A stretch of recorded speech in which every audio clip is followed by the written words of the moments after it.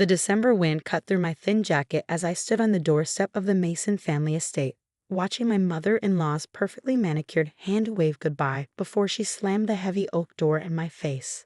I placed one hand protectively over my growing belly, trying to process how quickly everything had fallen apart. My name is Emma Chen, and at 28 years old, I found myself pregnant, alone, and locked out of what had been my home for the past 3 years. But Victoria Mason had no idea what she'd just done, or who she was really dealing with. "You'll thank me for this later, James," I heard her say through the door to my husband. "She was never good enough for you. No connections, no family money, just some scholarship girl who got lucky." I waited for James to defend me, to say something. Anything. But his silence spoke volumes. The same silence that had grown between us over the past few months as his mother's influence poisoned everything we'd built together. The irony was, Victoria Mason was right about one thing. I had gotten lucky, but not in a way she thought. 3 years ago, I was a software engineer fresh out of MIT, working on an AI algorithm that could revolutionize supply chain management. James and I met at a tech conference where I was presenting my research. He was there representing his family's shipping company, Mason Global Logistics. It was love at first sight, at least that's what I thought. The wedding was rushed, small, intimate. Victoria never approved, but James had insisted. "We don't need their blessing," he'd said back then. "We just need each other." Those words felt hollow now as I stood in the cold, watching my breath form clouds in the frigid air.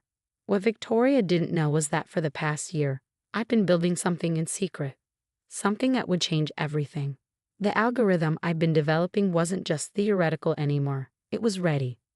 And while Victoria was busy planning charity galas and criticizing my common background, I'd been quietly meeting with investors, securing patents, and laying the groundwork for my own company.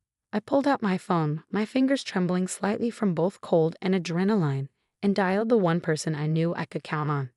"Maya, it's happening." They kicked me out. Maya Chen, my older sister and brilliant corporate lawyer, didn't miss a beat. "I'm on my way. The apartment is ready. Time to launch Plan B."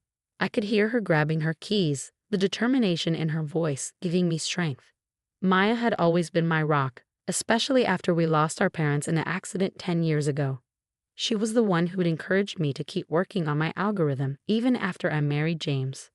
"Never put all your eggs in one basket, little sister," she warned me, especially not a golden one. As I waited for Maya, I thought about the last conversation I'd had with James earlier that morning. He found the prenatal vitamins in my drawer, and instead of being happy about the baby, he looked worried. "Did you plan this?" he'd asked, his voice tight. "Is this some kind of trap?" The accusation had stunned me. Trap? "James, we're married. We talked about having children." "Mother thinks the timing is suspicious," he'd said, running his hands through his hair. "With the company's merger coming up." I should have seen it then, how deeply his mother's paranoia had infected him. How the sweet, supportive man I'd marry had become just another puppet in Victoria Mason's grand plan for her family's dynasty. Maya's sleek black Tesla pulled up to the curb, and she jumped out, wrapping me in a fierce hug. "Those pretentious snobs," she muttered, helping me with my bags. "Just wait until they see what's coming." As we drove away from the Mason estate, I felt a strange sense of calm settle over me. Victoria thought she was protecting her family's empire by getting rid of me. She had no idea she'd just set in motion exactly what I'd been waiting for. Maya glanced at me as she navigated through the city streets. "You okay?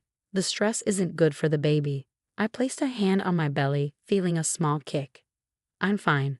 Better than fine, actually. Remember how you told me to always have a backup plan?" She nodded, turning onto the highway that led to her downtown apartment building. "Well," I said, pulling out my laptop, "I have something to show you. That algorithm I've been working on, it's not just theoretical anymore. I've been running simulations using Mason Global's shipping data that James gave me access to when we first got married." Maya's eyes widened. "Emma, what exactly have you been up to?" I opened my laptop, showing her the results of my latest simulation. I've created an AI-driven logistics system that can predict supply chain disruptions before they happen, optimize shipping routes in real time, and reduce costs by up to 40%. I call it ChainSight. "And you've tested this using Mason Global's data?" I nodded. James gave me full access to their systems when we got married. He wanted me to understand the family business. Victoria was furious about it, but he insisted. I've been running simulations for months, perfecting the algorithm. Maya pulled into her building's parking garage, turning to face me fully. Emma, do you realize what you have here? I do, I said, closing my laptop. And so do the venture capitalists I've been meeting with. They're ready to fund Chainsite's launch. We're just waiting for my signal. Maya's face broke into a wide grin. And Victoria just gave you the perfect reason to launch. As we rode the elevator to Maya's penthouse apartment, I thought about Victoria's smug face as she pushed me out the door. She thought she was getting rid of a gold digger, a nobody who trapped her precious son. Instead, she just freed me to become her biggest competitor. Maya's apartment was everything the Mason estate wasn't: modern, minimal, and warm. She'd set up the guest room for me weeks ago, just in case. My sister had always been the pragmatic one. Get some rest, she said, helping me unpack. Tomorrow, we start making calls. It's time to show the Masons what a nobody from nowhere can really do. That night, as I lay in bed, my hand resting on my growing belly, I felt stronger than I had in months. Victoria thought she was protecting her family's legacy. Instead, she'd just given me the push I needed to build my own. My phone buzzed. A text from James. Mother says this is for the best. I'm sorry. I didn't respond. Let him think I was broken, devastated. Let Victoria believe she'd won. They had no idea what was coming. The next morning, I woke up to an email from my lead investor, Sarah Chen, no relation, though we joked about it. Ready when you are. Say the word and we'll start the funding round. I looked out Maya's window at the city skyline, where Mason Global's headquarters dominated the view. Soon, they'd see my company's name up there too. But first, I had work to do. Maya was already up, making breakfast and taking calls. She cleared her schedule for the next week to help me set everything in motion. As I walked into the kitchen, she handed me a prenatal vitamin and a glass of orange juice. The team's ready, she said, hanging up her phone. We can file the incorporation papers today. You're sure about this? I took the vitamin, thinking about James' accusation yesterday. Had I planned this? Not exactly. But I've been prepared for it thanks to Maya's constant warnings and my own instincts. I'm sure, I said, pulling out my laptop. Victoria wants a war. Let's give her one. Maya smiled, that fierce, protective smile I'd known all my life. Then let's get to work. The next few days passed in a blur of meetings, calls, and paperwork. Maya's law firm handled everything efficiently, and by the end of the week, Chainsite was officially incorporated. The initial funding round was oversubscribed. It seemed every investor in town wanted a piece of what we were building. James tried calling several times, but I let everything go to voicemail. His messages grew increasingly anxious as news of Chainsite's incorporation spread through the business community. Emma, what are you doing? His last message demanded. Mother's furious. She says you stole company secrets. We could sue you for this. I played the message for Maya, who just laughed. Let them try. Every bit of data you used was legally accessed with full permission. We have James's emails proving it. She was right, of course. I documented everything meticulously, knowing this day might come. Victoria Mason hadn't raised an idiot for a son. She just never expected his wife to be smarter than he was. As I ended part one of my story here, I was just getting started. Victoria Mason thought she'd taught me a lesson about knowing my place. Instead, she'd given me exactly what I needed: freedom to build something that would change everything, not just for me and my baby, but for the entire industry she thought she controlled. The real question was, what would happen when she realized exactly what she'd done? 6 months after Victoria Mason slammed her door in my face, I stood in front of a packed conference room at the National Logistics Convention. My hand rested on my now visible baby bump as I prepared to demonstrate Chainsite to the industry's biggest players. The irony wasn't lost on me that Mason Global's leadership team sat in the front row, Victoria and James among them. Victoria's face was set in its usual mask of cold disdain, but I could see the tension in her jaw. James just looked pale. Ladies and gentlemen, I began, my voice steady despite the flutter of movement in my belly. What you're about to see will revolutionize how we think about supply chain management. As I launched into the demonstration, showing real-time optimization of shipping routes and predictive analytics that could save companies millions. I watched Victoria's expression shift from dismissive to concerned. By the time I showed the cost-saving projections, she was gripping her armrests so tightly her knuckles had turned white. The past 6 months had been intense. Maya and I had worked around the clock, building the company from her penthouse apartment. Our team grew quickly, brilliant engineers and developers who believed in the vision. The pregnancy hadn't been easy, but every kick from my baby felt like a reminder of why I was doing this. Victoria had tried everything to stop us. First came the cease and desist letters, claiming I'd stolen proprietary information. Maya's legal team shut that down quickly, producing documentation of every permission James had given me to access their systems. Then came the whisper campaign. Rumors about my character, my background, suggestions that I was unstable. But Victoria had underestimated how much the industry was ready for change. Chainsight's early trials with smaller shipping companies had produced results that couldn't be ignored. Any questions? I asked as I concluded the presentation. The room erupted with raised hands, but Victoria was already on her feet. "This is nothing but smoke and mirrors," she announced, her voice sharp. "Ms. Chen claims her system can reduce costs by 40%, but where's the proof? Mason Global has been in this industry for generations. We know what's possible and what isn't." I smiled, having anticipated this moment. "Excellent question, Mrs. Mason. Perhaps your son can help answer it, since he's seen the system in action." All eyes turned to James, who looked like he wanted to disappear. He knew exactly what I was referring to. The trial runs I'd done using Mason Global's data, the ones he'd enthusiastically approved before his mother poisoned everything.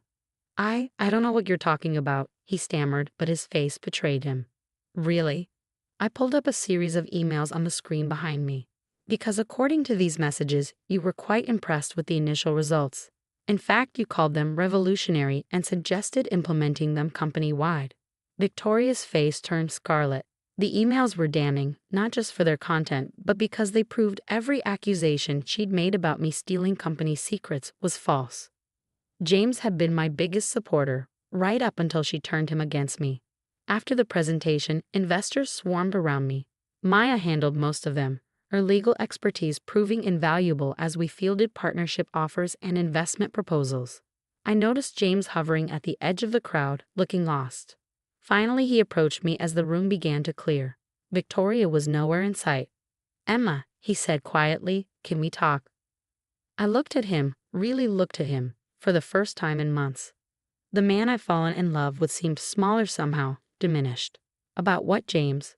About how you let your mother kick out your pregnant wife? Or about how you've spent the last 6 months trying to destroy what I've built?" He flinched. "I didn't know about the baby, about any of it." Mother said. "That's the problem." I cut him off. Mother said, "Mother thinks, Mother knows best. When was the last time you thought for yourself?" "The company's stock dropped 15% after your presentation," he said, changing tactics. Mother's furious. "The board is asking questions. Maybe we could work something out." I laughed, though there was no humor in it. "Now you want to work something out? After everything?" "You're still my wife," he said, reaching for my hand. I pulled away. "Actually, I'm not. The divorce papers were delivered to your office this morning. Maya's firm handled everything. You should read them carefully, especially the part about the baby." His face fell. "Emma, please. That's my child, too." "Yes," I agreed, "and you'll have visitation rights once they're born. But you lost the right to be their father the day you chose your mother over your family." Maya appeared at my elbow, right on cue. "Everything okay here?" James stepped back, his shoulders slumping. I'm sorry, Emma, for everything." "I'm not," I said honestly. "Everything that happened led me here. Chainsight is already revolutionizing the industry, and we're just getting started. So thank your mother for me, James. She gave me exactly what I needed, freedom." As he walked away, Maya squeezed my arm. "You okay?" I nodded, watching James disappear into the crowd. "Better than okay. Did you see the partnership offers we got today? 6 major shipping companies want to implement Chainsight immediately," Maya confirmed. "And that's just the beginning. Victoria's worst nightmare is coming true. You're not just competing with Mason Global. You're going to surpass them." 2 weeks later, I sat in my new office reviewing the latest performance reports. Chainsite was growing faster than even our most optimistic projections had predicted. Companies were switching to our system in droves, drawn by the cost savings and efficiency improvements. Mason Global's stock had continued to fall as investors questioned their ability to compete in the changing landscape. I'd heard through industry gossip that Victoria had been forced to step down from the board, though she was fighting it every step of the way. A knock at my door interrupted my thoughts. Maya entered, waving a tablet. "You need to see this," she said, pulling up a news article. The headline made me catch my breath. Mason Global Logistics announces major restructuring. CEO James Mason steps down. "He's leaving the company?" I asked, scanning the article. Maya nodded. Word is he's starting his own venture, something about embracing innovation and new directions in logistics. I sat back, absently rubbing my belly where the baby was kicking. His mother must be beside herself. "Oh, she is," Maya grinned. "But that's not all. Look at the last paragraph." I read it and felt a strange mix of emotions.